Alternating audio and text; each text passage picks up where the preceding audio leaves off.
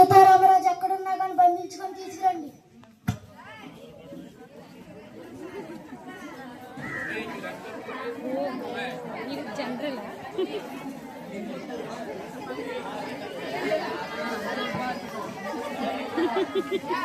ఆడ అసలే నవ్వుతూ ఉంటాడు, నవ్విస్తాడు బాబా. రే రే రే రే అలా పగబడి నవ్వకురా. నాకు నేనుగా వచ్చి లొంగితే తప్ప నువ్వు నన్ను బంధించలేవురా.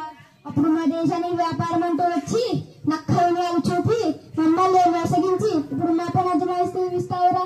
తెల్ల కుక్క కుంట నక్క. రే నీకు నా వాతవాదిని తెలియదురా.